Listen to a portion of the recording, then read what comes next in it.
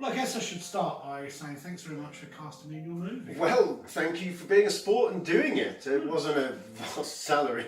It was great fun. It was great fun. Loved it. Thank you. So this is your first film, and I guess it adds another string to your bow. A musician, author, filmmaker. And father, first and foremost. Well, I grew up doing music. It is what I was built for. And I do various things within music, but to me it's all one job, whether it's playing, singing, composing, conducting, or anything else. And it's the same with my books, I suppose. In a way, they are musical forms, which is why the critics savage me for plot sometimes, because I'm all about the style.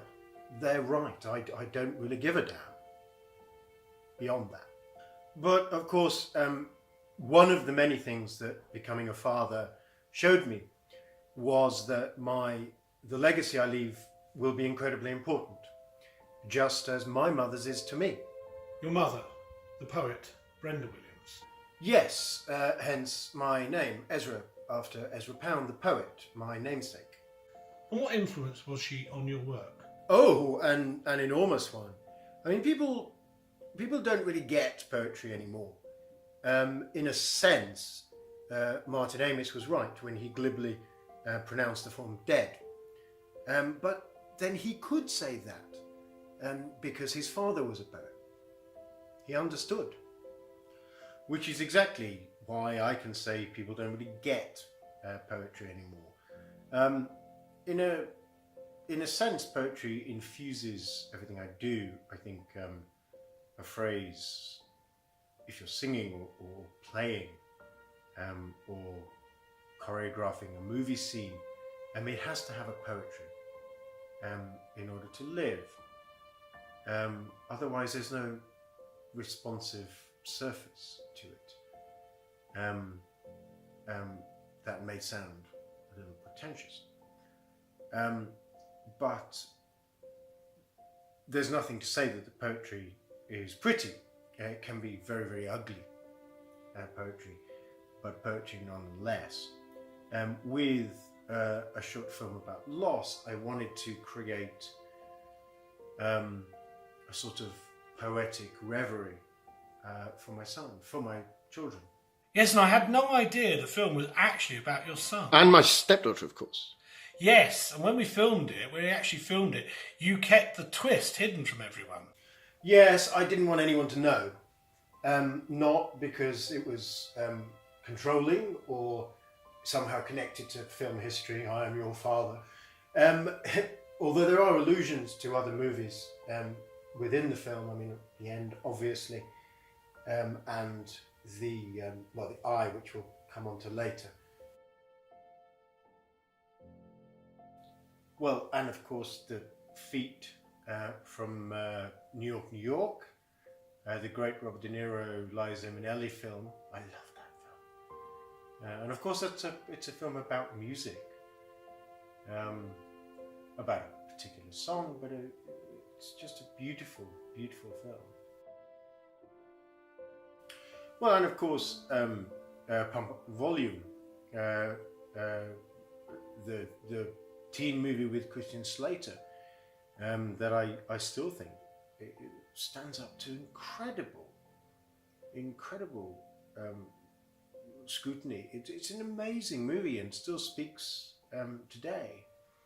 And of course, in deference to that movie, I use a couple of songs from that soundtrack in the movie, although not the same arrangements.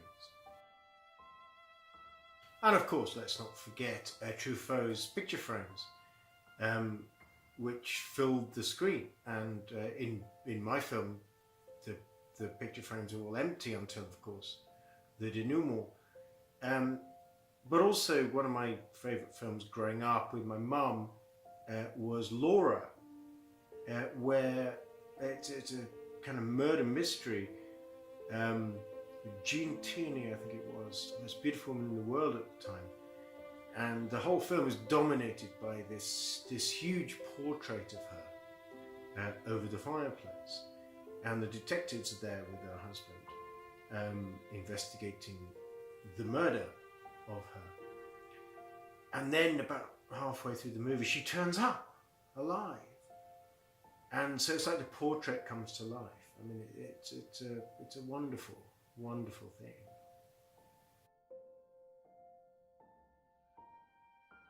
No, but it's because I'm still dealing with the loss of my children, and I didn't want that to overshadow the work, if you like.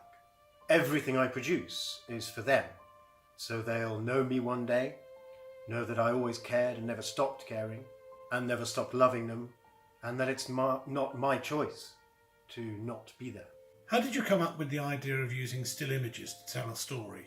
Well, funnily, I read something about an old black and white French movie, which I hasten to add I haven't actually seen, which was all still images until I think exactly halfway through, when in one of the still images a single eye blinks, and whoever had written the piece was saying what an enormous shock cinematically it was.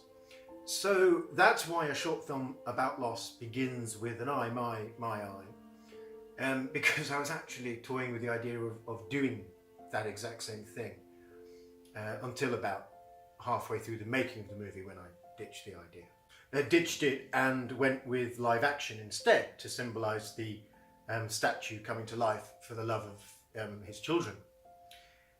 Shakespeare's Winter's Tale just seemed a convenient plot device to drape it on. So it was always still images, was it? No, I really wanted to do it live action, and all my future movies will be live action. But, you know, artistically it fit. Also, someone had stolen my camera. I mean, one has to work with what you have.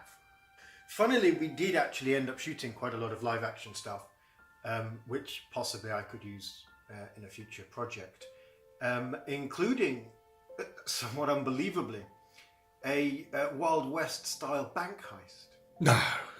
Oh, yes. Why? Well, cut me some slack, man. I mean, it was my first movie. It was a kind of La Fanciulla del West moment of madness, because I wanted some of the music of one of my favourite operas in the film. Hilarious. Anyway, talking of music, how did you choose it? Because everything seems to perfectly complement what's on screen. Well, I'm a musician, so it was paramount, of course, pardon the pun. For a while, I even toyed with the idea of getting a tenor colleague, we, as tenors all generally know each other, to sing the Pagliacci. But I went with my own voice in the end, because in order of least importance, I didn't have to pay myself. I already had the recording. And most importantly, it was bizarrely the first thing I crooned to my baby son in the actual baby unit the morning he was born. I was just so stunned, and there is no other word for it. Stunned to be the first person in the world to hold this new and entirely perfect human being. And all I could think of was to croon Pagliacci. But I have sung the opera professionally, and Cavalleria, and I love that music, and it suits my voice. And of course, my mother loved that music too, Eli's grandmother. So what did you leave out? I'm guessing the travel sequence could have been... Oh God, yeah, that alone could have been 20 songs. There was so much I wanted to put in. But you know, when I see the film now and see how it could have been improved, I just remember one of my rules for life for myself, which is never to disparage one's own past productions.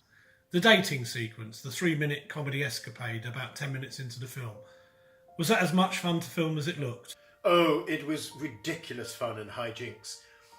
Sarah, Rebecca and Caroline, Miss Tai Chi, Miss Scarlet and Mobile Phone Girl are 3 singers that I've worked with on a professional basis on the concert stage.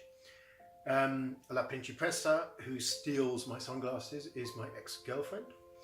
And a random guy is Marlon, a DJ and radio presenter friend of mine who, let's be honest, is the punchline of the sequence.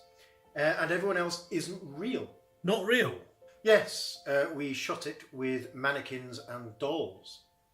It's oddly sexy working with dolls. It's not at all sexy working with friends. Even me? Even you. My character holds a story together, so to speak. You're an actor, for Christ's sake. You're always holding everything together. Touché. Anyway, how did you conceive the conversation flashback idea? Don't flatter yourself. It was originally a voiceover. But I really felt like it needed the human touch.